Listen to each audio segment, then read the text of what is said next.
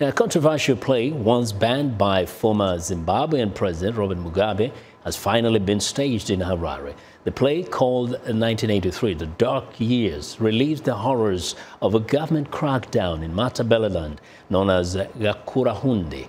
Rights groups say 20,000 people died. The story is told through the character of a young woman portrayed by actress Proficiency Kadder, who tries to find out what really happened to her parents when they died in the massacre.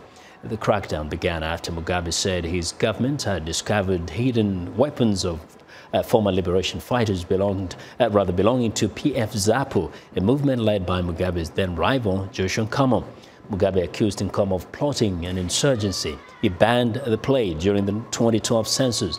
But following November's de facto army coup against Mugabe, the play's director says he feels now political freedoms are improving in Zimbabwe.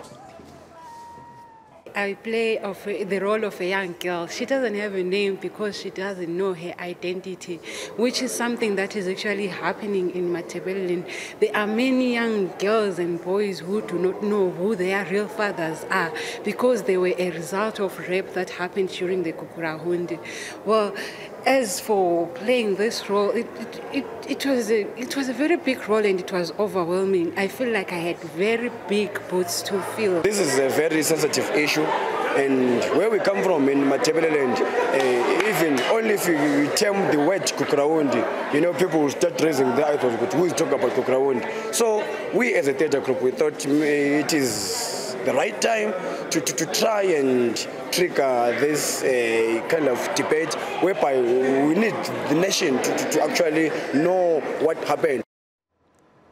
Well, during Mugabe's near 40-year rule, few families and victims spoke openly about the Gukurahundi offensive, which was carried out by a North Korean trained brigade. For more about the play and the controversy around it, I'm joined in studio by Chris Gande, VOA Zimbabwe Reporter. Chris, welcome to Africa 54. Oh, thank you, Vincent. Yes. Now, first, there's the whole question about just talking about the issue. To what extent was this suppressed during the Mugabe days? Oh, it was. It still is, even though, you know, the problem is that shortly after the massacres, then Prime Minister Robert Mugabe ordered an inquiry into the killings. And then a couple of months or a year later, the Chief Justice Chihambakwe then revealed, he didn't reveal, he said that he had compiled a comprehensive report about the killings, but they were never seen by anyone, the reports. But at the end of the day, this was performed under the ZANU, or rather the ZANU-PF party, right? The ZANU-PF rule, or the Mugabe regime. How is it that the men who are in power today, who are actually part of the Mugabe system, are allowing this to be shown today? Yes, that's quite ironic because the president now, Emmerson Mnangagwa, was heavily involved in the then government, and of course some say his hands are not clean, but it hasn't been proven as such. But you know, during that time, the president Robert Mugabe had sort of, you know, put a blanket ban on things like that, the Gukurahundi issue and so forth. But with the coming in of Mr. Mnangagwa, he has tried to appear like, you know, someone who is not as high-handed as Robert Mugabe was.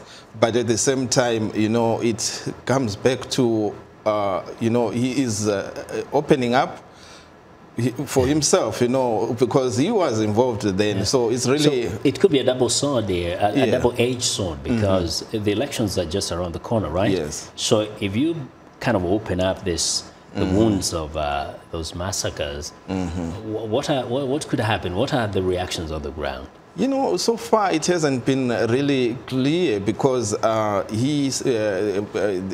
was a commission that was set up to deal with this matter.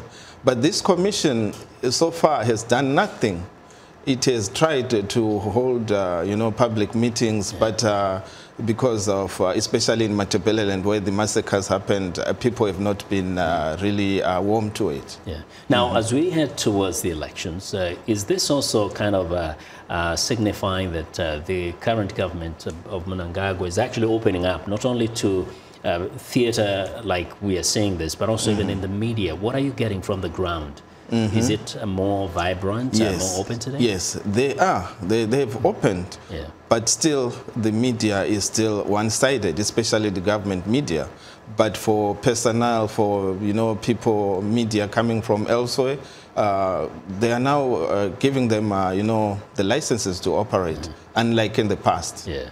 Well, it's good, good signs. So let's hope this continues and we get to hear more from Zimbabwe. Chris, I want to thank you very much for joining us today. Thank you so much for having me. Well, that's Chris Gande, who's a VOA reporter for Zimbabwe.